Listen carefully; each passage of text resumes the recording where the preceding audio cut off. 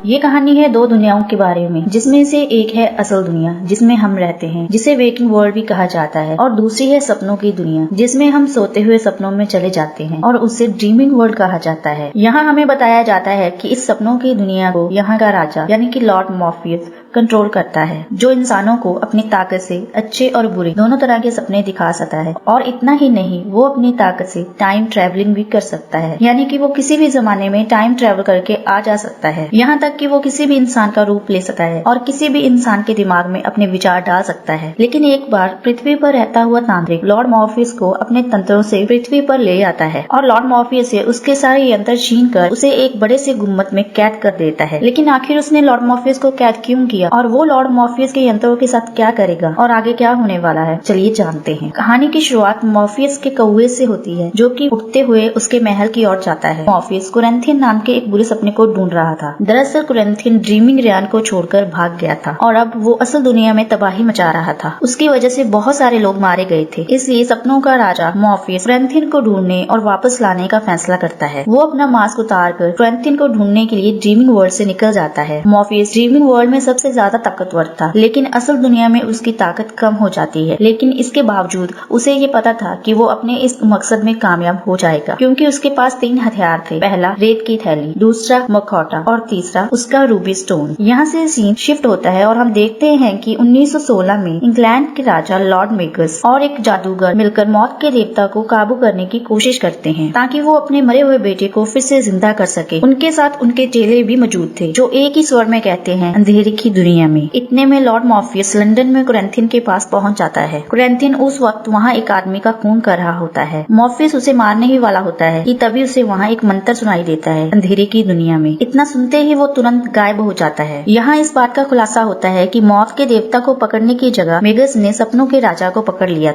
Morpheus अलौकिक शक्तियों वाला राजा था, तो यहाँ पर मेगस ने उसे तहखाने में कैद करके उसके रूबी, मखौटे और सैंड वाले पाउच को अपने पास रख लिया था, जिससे मॉर्फियस कमजोर हो जाता है। उसके कैद होने की वजह से असल दुनिया में अफरा तफरी मच जाती है और स्लीपी सिकनेस नाम की एक बीमारी फैल जाती है, जिसमें होता ये है कि अगली सुबह लाखों लोग नींद में मर जाते हैं, जिनमें औरतें, बच्चे और मर्द भी शामिल थे। असल में ये सारे लोग रात को सपने देख रहे थे और मॉर्फियस के उसी वक्त कैद हो जाने की वजह से ये सारे लोग सपनों में ही फंसे रह गए और असल दुनिया में वापस नहीं लौट पाए। ऐसे ही एक दिन कुरिन्थियन मेगस को ट्रैक करके ढूंढ लेता है और उसे बताता है कि किस तरह वो मॉर्फियस को अनंत समय तक कैद करके रख सकता है। असल में कुरिन्थियन नहीं चाहता था कि मॉर्फियस इस कैद से आजाद हो, क्योंकि अगर मॉर्फियस आजाद हो गया तो वो कुरिन्थियन को वापस ड्रीम वर्ल्ड में ले जाएगा। लेकिन कुरिन्थियन ड्रीम वर्ल्ड में वापस नहीं जाना चाहता था, इसलिए वो मेगस को सलाह देता है कि तुम उसे कांच के गोले में कैद कर उसके चारों तरफ मंत्रों से एक घेरा बना दो। कुरिन्थियन जानता था कि मॉर्फियस किसी के भी सपनों में आकर उससे अपना काम करवा सकता है, इसलिए वो मेगस से कहता है कि तुम अपने गार्ड्स को सख्ती से ये कह दो कि कोई भी मॉर्फियस की मौजूदगी में ना सोए, इसलिए भले ही उन्हें नींद को भगाने वाली कोई दवाई ही क्यों न लेनी पड़े। वो मेगस को मॉर्फियस के कौवे से पीछा छुड़ाने को भी कहता है, क्योंकि वो कौवा अपने मालिक का बहुत वफादार था। वो उसे छुड़वाने के लिए कुछ भी कर सकता था। ये सब सुनकर मेगस बेसमेंट में जाता है। यहाँ मॉर्फियस कैद था, तो यहाँ मेगस कहता है कि मुझे गलत मत समझना, मैं सिर्फ तुम्हें इतना सा काम करने को कह रहा हूँ कि तुम मेरे मरे हुए बेटे को फिर से जिंदा कर दो, इसके बदले में मैं तुम्हें यहाँ से छोड़ दूंगा। लेकिन मॉर्फियस उसे कोई भी जवाब नहीं देता, जबकि उसे उस गुम्मत में बहुत ज्यादा तकलीफ हो रही थी और वो बड़ी मुश्किल से हिलजुल पा रहा था। इसी तरह समय गुजरता रहता है और पूरे 10 साल गुजर जाते हैं। अब मेगस का दूसरा बेटा एलेक्स बड़ा हो चुका था और वो कैद में पड़े हुए मॉर्फियस के बारे में जानने को बहुत उत्सुक रहता था। और एक दिन एलेक्स उसके पास जाकर उसे कहता है कि अगर तुम मेरे मरे हुए भाई को फिर से जिंदा कर तो मेरा बाप तुम्हें यहाँ से छोड़ देगा। वहीं मॉर्फियस उसकी बातों को सुनकर भी खामोश रहता है और अपने मन ही मन में कहता है कि अगर जो तुम कह रहे हो वो मैंने मान लिया तो वेकिंग वर्ल्ड और ड्रीमिंग वर्ल्ड दोनों में ही बहुत बड़ी गड़बड़ हो जाएगी और लाखों लोग मारे जाएंगे। यहाँ हमें पता चलता है कि मॉर्फियस की चुराई हुई चीजों से मेगस और उसके साथियों को धन दौलत के साथ साथ जवानी और शोहरत भी मिल गई थी। यहाँ से सीन शिफ्ट होकर साल 1926 में चला जाता है। यहाँ पर एलेक्स फिर से मॉर्फियस से बात करता है और फिर से उसे एक बार वही बात कहता है कि अगर तुम मेरे मरे हुए भाई को फिर से जिंदा कर दो तो तुम यहाँ से रिहा हो सकते हो। लेकिन उसी वक्त मेगस वहाँ आ जाता है। मेगस एलेक्स को मॉर्फियस से बात करते देख लेता है, जिसके बाद वो उसे कमरे में ले जाकर बहुत मारता है। मेगस एलेक्स को कहता है कि अगर तुम सच में मेरे बेटे हो तो मॉर्फियस के कौवे को मार कर दिखाओ। एक दिन जब मॉर्फियस का कौवा कांच के गुम्मत को तोड़ने की कोशिश कर रहा था, तभी एलेक्स वहाँ पर आकर उसे गोली मार देता है। गुम्बद में कैद मॉर्फियस ये सब देखकर बहुत उदास होता है। इस घटना को कई साल बीत जाते हैं। एक दिन मैगस की दासी ईथल उसे कहती है कि वो प्रेग्नेंट है, तो मैगस उससे कहता है कि उसे ये बच्चा नहीं चाहिए, तुम ये बच्चा गिरा दो। इस बात से गुस्सा होकर ईथल महल छोड़कर भाग जाती है, लेकिन जाने से पहले वो मॉर्फियस के हथियार यानी कि मखौटा, रेत की थैली और रूबी को भी अपने साथ ले जाती है। जब मैगस को ये पता चलता है तो वो गुस्से से पागल हो जाता है और उन चीजों को वापस पाने के लिए मॉर्फियस के पास जाता है और उसे कहता है कि अगर मॉर्फियस उसे ढेर सारे पैसे के साथ साथ बहुत ताकतवर बना दे तो वो उसे यहाँ से छोड़ देगा। लेकिन मॉर्फियस इस पर भी कुछ नहीं कहता। मैगस चिढ़कर एलेक्स पर अपना गुस्सा निकालता है। उन दोनों में लड़ाई होने लगती है और इसी हाथापाई के बीच मैगस सिर के बल नीचे गिर जाता है, जिससे तुरंत उसकी मौत हो जाती है। इसे घबराकर एलेक्स गार्डन में चला जाता है, जहाँ उसकी मुलाकात पॉल नाम के एक वर्कर से होती है। पॉल उसे दिलासा देता है और कहता है कि उसे मॉर्फियस के पास जाना चाहिए, उसे मदद मांगनी चाहिए, मगर एलेक्स उसे कहता है कि उसने मॉर्फियस के कौवे को मार डाला था, तो ये सही वक्त नहीं है उससे बात करने का। और इस तरह कई साल और गुजर जाते हैं और मॉर्फियस को कैद में पड़े हुए 104 साल बीत जाते हैं। पॉल और एलेक्स दोनों बूढ़े हो चुके थे, लेकिन अब भी वो दोनों मॉर्फियस के साथ सौदेबाजी करना चाहते थे। तो पॉल एलेक्स को उसी जगह व्हीलचेयर पर बिठाकर लाता है जहाँ मॉर्फियस कैद था और उसके चारों तरफ बने हुए घेरे को जानबूझकर तोड़ देता है, ताकि सपनों का देवता मॉर्फियस अपने पावर्स को यूज कर सके और इस कैद से रिहा हो सके। उनके वहाँ से जाने के बाद वहाँ बड़े हुए गार्ड्स में से एक को मॉर्फियस अपनी शक्ति से सुलाकर उसके सपने में चला जाता है। फिर वो उस गार्ड को गोली चलाकर उस कांच के गोले को तोड़ने पर मजबूर कर देता है। फिर जैसे ही मॉर्फियस कैद से बाहर निकलता है, सबसे पहले वो एलेक्स से बदला लेने के लिए उसे नींद में हमेशा के लिए सुला देता है। यहाँ उसे एक के बाद एक दूसरा डरावना सपना आता रहता है। अब मॉर्फियस 104 साल कैद में रहने के बाद अपने ड्रीमिंग वर्ल्ड में वापस लौट जाता है, तो वो ये देखकर हैरान रह जाता है कि वहाँ सब कुछ बदल चुका था। पहले वहाँ जो खूबसूरत महल था वो अब बहुत बुरे हालात में पहुँच चुका था। मॉर्फियस वहाँ के मेन लाइब्रेरियन लुसियान से मिलता है, जो उसे बताता है कि वहाँ राजा के ना होने से बहुत सारे लोग इस जगह को छोड़कर चले गए हैं। ये सब सुनकर वो बहुत दुखी हो जाता है और कसम खाता है कि वो अपनी इस दुनिया को फिर से बसाएगा। दूसरी तरफ कुरैंथियन को एक घर में एक आदमी के साथ दिखाया जाता है। यहाँ वो उस आदमी को मारने वाला होता है। कुरैंथियन को ये पता चल चुका था कि मॉर्फियस वहाँ से आजाद होकर वापस जा चुका है और वो कभी भी उसे लेने के लिए आ सकता है। यहाँ पता चलता है कि कुरैंथियन के चेहरे पर आंखें नहीं थी और आंखों की जगह छोटे छोटे दांत थे, जिसे देखने पर वो छोटे छोटे मुंह लगते थे। इसी वजह से वो हर वक्त काला चश्मा पहने रखता था। वो जब भी किसी को मारता तो उसकी दोनों आंखें निकाल लेता। उधर ड्रीमिंग वर्ल्ड में मॉर्फियस लुसियान से कहता है कि वो अपने तीनों हथियारों रूबी, सैंड पाउच और हैम के बिना अधूरा है। वो इन तीनों के बिना कुछ भी नहीं कर सकता, इसलिए अपनी दुनिया को फिर से आबाद करने के लिए सबसे पहले इन तीनों हथियारों को ढूंढना होगा। यहाँ सीन शिफ्ट होता है और हमें न्यूयॉर्क का बफलो एरिया दिखाया जाता है। यहाँ बूढ़ी ईथल लोगों से चुपकर रहती है, लेकिन वो एक इंटरनेशनल क्रिमिनल बन चुकी थी और अलग अलग रूप बदलकर जी रही थी। एक दिन कुरैंथियन उसके पास आता है और उसे पार्टनरशिप का ऑफर देता है। क्योंकि वो दोनों मॉर्फियस के दुश्मन थे, इसलिए ईथल उसकी बात मान लेती है। फिर वो दोनों उस सिचुएशन से निपटने के लिए प्लानिंग करते हैं। ईथल उसे झूठ बोलती है कि उसे मॉर्फियस के हथियारों के बारे में कुछ भी नहीं पता, लेकिन तभी कुरैंथियन उसके बेटे को वहाँ ले आता है। इससे ये साबित हो जाता है कि ईथल उसे जितना होशियार समझ रही थी, कुरैंथियन उससे कहीं ज्यादा होशियार था। इसी बीच मॉर्फियस अपने महल में सबको बताता है कि उन तीनों हथियारों को पाने के लिए उन्हें तीनों देवियों को बुलाना होगा, जिसे फेथ कहा जाता है। लेकिन उन्हें बुलाने के लिए उसे किसी पावरफुल चीज की जरूरत थी, जिससे वो उस पावर को अपने अंदर उतार सके। इसके लिए वो अपने 2 ड्रीम ब्रदर्स के पास जाता है और उनसे वो गिफ्ट वापस मांगता है जो उसने उन्हें वर्षों पहले दिया था। वो गिफ्ट एक प्यारा सा डायनासोर था जिसका नाम था ग्रेगरी। दोनों भाई ग्रेगरी से बहुत प्यार करते थे और उसे देना नहीं चाहते थे, लेकिन ग्रेगरी खुद अपने मालिक की खातिर अपनी कुर्बानी देने के लिए तैयार हो जाता है। इसके बाद मॉर्फियस घुटनों पर बैठ जाता है और ग्रेगरी की आत्मा को अपने अंदर उतार लेता है। अब उसके पास इतनी शक्ति आ चुकी थी कि वो फेथ का सामना कर सकता था। इसके लिए वो एक नई जगह पर पहुंचता है जिसे ड्रीम्स ऑफ अदर्स कहा जाता है। इस दुनिया को मॉर्फियस ने नहीं बनाया था, इसे बनाने वाला कोई और था। वहाँ पहुँचने पर उसे एक अजीबोगरीब सांप मिलता है, जिसकी मदद से वो उन तीनों देवियों को अपने पास बुलाता है। वो देवियां मॉर्फियस के हाथ से उस सांप को ले लेती हैं और उसके बदले में उसे हर चीज का क्लू देती हैं। वहाँ मॉर्फियस को पता चलता है कि उसकी रेत की थैली को लंदन में बेच दिया गया था और उसे एक जादूगर ने खरीदा था। उसके मखौटे को नर्क में एक राक्षस को दे दिया गया, जिसके बदले में देने वाले को एक जादुई ताबीज मिला था जो उसकी रक्षा करने के लिए काफी था। और उसकी रूबी एक माँ ने अपने बेटे को गिफ्ट कर दिया था। इस तरह उसकी तीनों चीजें अलग अलग जगह पहुँच गयी। उधर एथल अभी भी यही कहती है कि उसे इन तीनों चीजों के बारे में कुछ भी नहीं पता था, जबकि सच्चाई यही है कि रेत की थैली और मखौटे को उसी ने ही बेचा था ताकि यूएस में वो एक नई जिंदगी शुरू कर सके। और जब उसका बेटा बूढ़ा हो गया तो उसने अपनी माँ से उस रूबी को ले लिया ताकि वो कभी ना मरे। कुरैंथियन उसके झूठ को सुनकर उसकी आंखें निकालने की तैयारी करता है। तभी ईथल उसे कहती है कि उसे मॉर्फियस के हथियारों की जरूरत नहीं है, उसके पास उसका खुद का हथियार है और वो अपने ताबीज को निकाल कर दिखाती है। उसे देखते ही कुरैंथियन हवा में गायब गायब हो जाता है। इसके बाद ईथल एक जेल जैसे हॉस्पिटल में जाती है जहाँ उसकी मुलाकात अपने बेटे जॉन से होती है। यहाँ जॉन बूढ़ा हो चुका था। वो उसके इलाज के बारे में जानकारी लेती है और उससे बात करने की कोशिश करती है, मगर वो उससे कोई भी बात नहीं करती। इसी बीच सपनों की दुनिया में मॉर्फियस लूसियान को बताता है कि वो अपनी रेत की थैली को वापस लाने के लिए लंदन में जा रहा है। इसके बाद वो इतना स्ट्रॉन्ग हो जाए ताकि वो नर्क में जाकर अपने मुखौटे को वापस ला पाए। जैसे ही वो वहाँ से निकलता है, ईथल के जादुई ताबीज के कारण कुरैंथियन को वापस ड्रीमिंग वर्ल्ड में फेंक दिया जाता है। लूसियन उसका स्वागत करता है और उसे वेकिंग वर्ल्ड से दूर रहने को कहता है, लेकिन कुरैंथियन अपनी जिद पर अड़ा रहता है और वापस वहाँ जाने की कोशिश करता है। इसी बीच मॉर्फियस लंदन पहुँच जाता है और उस जादूगर से मिलता है जिसके पास वो रेत वाली थैली थी। वो उस जादूगर से उस रेत की थैली का सौदा करने की कोशिश करता है, पर वो जादूगर इनकार कर देती है और उसे कहती है कि उसे एक जगह झाड़ फूक का काम करने जाना है। ये कहकर वो वहाँ से चली जाती है। वो एक चर्च में जाती है और वहाँ जाकर देखती है कि एक अमीर राजकुमारी एक फुटबॉलर से शादी करने वाली थी। जादूगर ने ये सोचकर हैरान हो जाती है कि उस कपल को झाड़ फूक करवाने की क्या जरूरत थी, पर तभी वो राजकुमारी के चीखने की आवाज सुनती है। तब उसे पता चलता है कि फुटबॉल प्लेयर पर किसी शैतानी ताकत का कब्जा था। उसके मुंह से एक राक्षस निकलता है जो कि जादूगरनी की तरफ बढ़ता है। उसी वक्त मॉर्फियस वहाँ पहुँच जाता है और वो उस राक्षस को पहचान लेता है। मॉर्फियस और वो राक्षस आपस में बातें करने लगते हैं। इसका फायदा उठाकर वो जादूगरनी अपनी शक्तियों से उस राक्षस को नर्क में वापस भेज देती है। इस घटना के बाद वहाँ से बाहर जाकर मॉर्फियस और वो जादूगरनी एक दूसरे से ढंग से बात करते हैं। मॉर्फियस अपनी रेत की थैली के बारे में पूछता है तो जादूगरनी उसे बताती है कि वो उस रेत की थैली के धागों को खोल नहीं पाई, इसलिए उसने उसे बेच दिया। ये सुनकर मॉर्फियस परेशान हो जाता है और कहता है कि किसी भी तरह उसे उस थैली को ढूंढना होगा, वरना सपनों की दुनिया का वजूद मिट जाएगा और अगर सपने ना रहे तो दुनिया में तबाही मच जाएगी। लेकिन जादूगरनी उसकी बात पर ध्यान नहीं देती और वहाँ से चली जाती है। इसके बाद मॉर्फियस की नजर उस कौवे पर पड़ती है जिसे लूसियान ने उसकी मदद के लिए भेजा था। वो अपना नाम मैथ्यू बताता है और वादा करता है कि वो हर हाल में उसकी रक्षा करेगा। उस रात मॉर्फियस जादूगरनी के सपने में आता है। जादूगरनी बहुत डरावना सपना देख रही होती है कि उसे एक राक्षस खींचकर नर्क में ले जा रहा होता है। तभी उसकी नींद खुल जाती है और वो मॉर्फियस को अपने कमरे में पाती है और मॉर्फियस उसे बताता है कि वो सपने में उसका पीछा करते हुए वहाँ पहुंचा था और वो उसकी हेल्प करना चाहता था। जादूगरनी कहती है कि रोज उसे डरावने सपने आते हैं, तो मॉर्फियस उसे कहता है कि वो उसे उस डरावने सपनों से छुटकारा दिला देगा। इस पर जादूगरनी मान जाती है और थैली ढूंढने में उसकी मदद करती है। जादूगरनी अपने ऑफिस में थैली को ढूंढती है। इसी बीच मॉर्फियस के हाथ एक तस्वीर लगती है, जिस तस्वीर में जादूगरनी के साथ उसकी फ्रेंड रेचल दिखाई देती है। तभी उसे याद आता है कि वो थैली उसने रेचल को दी थी। उसी समय वो दोनों रेचल के यहाँ जाते हैं। रास्ते में जादूगरनी मॉर्फियस को बताती है कि वो हाल ही में वहाँ रहने के लिए आई थी। जब उसके सारे करीबी एक एक करके मरने लगे तब वो रेचल को छोड़कर अलग रहने लगी ताकि रेचल सेफ रहे। जल्दी ही वो दोनों रेचल के घर पहुँच जाते हैं और ये देखकर हैरान रह जाते हैं कि रेचल पर उस जादुई थैली का असर हो रहा था। उसकी हालत बहुत नाजुक थी, वो बोल भी नहीं पा रही थी। दरअसल उसे रेत और उसकी वजह से आने वाले सपनों की लत लग चुकी थी, जिसकी वजह से उसका शरीर गलता जा रहा था। मॉर्फियस रेचल से रेत की थैली ले लेता है और कहता है कि ये इंसानों के लिए नहीं है, जिसके बाद वो वहाँ से निकलने की तैयारी करता है। पर जादूगरनी उसे उसकी गर्लफ्रेंड को ठीक करने के लिए कहती है, क्योंकि उसी की रेत की वजह से उसकी ये हालत हुई थी। मॉर्फियस उसकी बात मान लेता है और उससे बाहर इंतजार करने को कहता है। फिर वो रेचल के ऊपर रेत डालकर उसे उसकी तकलीफों से छुटकारा दिला देता है। उसे आखिरी बार जादूगरनी का सपना आता है और फिर वो मर जाती है। उधर बफलो में ईथल अपने बेटे जॉन से कहती है कि उसने उन जादुई हथियारों को सिर्फ इसलिए चुराया था कि उन्हें उन चीजों से मदद मिल सके। वो कहती है कि जब मेगस के लोग उसे ढूंढ रहे थे तब उसने उस रूबी को छुपा दिया था और बाकी उन दोनों चीजों के बदले में उसने उस जादुई ताबीज को खरीद लिया था जिसे वो अपने गले में पहने रहती थी। उसी ताबीज ने उसे अब तक जिंदा रखा था, लेकिन अब वो और जिंदा रहना नहीं चाहती थी, इसलिए वो मॉर्फियस को उसका रूबी लौटा देना चाहती थी और उम्मीद करती थी कि वो उन्हें माफ कर देगा। लेकिन जॉन उसे कहता है कि वो चीजें उसे ना लौटाकर एक ऐसे सपनों की दुनिया बनानी चाहिए जिसमें सपनों का राजा ना हो। लेकिन जवाब में ईथल कहती है कि रूबी के कारण कई लोग अपनी जान गंवा चुके हैं, जबकि वो रूबी इस लायक नहीं है कि उसे अपने पास रखा जाए। फिर वो अपनी ताबीज निकालकर जॉन को दे देती है ताकि उसे शांति मिल सके। वो कहती है कि इस ताबीज ने उसे 116 साल तक जिंदा रखा था और अब ये ताबीज जॉन को जिंदा रखेगा। ताबीज के जाते ही ईथल का शरीर जल्दी से बूढ़ा होने लगता है और वो जॉन की बाहों में ही दम तोड़ देती है। जॉन घबराकर चीखने लगता है और उसकी आवाज सुनकर एक गार्ड वहाँ आता है और ईथल की लाश को देखकर ये समझता है कि जॉन ने उसे मारा है। वो तुरंत उस पर गोली दाग देता है, लेकिन गोली जॉन के शरीर से टकराकर वापस उस गार्ड को लगती है और वो तुरंत मर जाता है। इसके बाद जॉन उस बिल्डिंग से बाहर निकलता है जहाँ वो इतने सालों तक कैद था। वो बफलो की सड़कों पर कांप रहा था। इतने में वहाँ कुरैंथियन पीछे से आकर उसे अपनी जैकेट दे देता है। जॉन को लगता है कि वो एक अजनबी है, इसलिए वो कोट लेने से मना कर देता है, पर कुरैंथियन जिद करने लगता है। आखिरी सीन में हम देखते हैं कि मॉर्फियस जादूगरनी को बताता है कि उसकी दोस्त शांति से गुजर चुकी है और वो जादूगरनी को इस बात की गारंटी देता है कि अब से उसे कभी भी डरावने सपने नहीं आएंगे। ये सुनकर जादूगरनी वहाँ से चली जाती है। उसके जाने के बाद मॉर्फियस अपने कौवे से डिस्कस करता है कि उन्हें अब नर्क में जाने की तैयारी करनी चाहिए। आई होप आपको ये सीरीज अच्छी लगी होगी।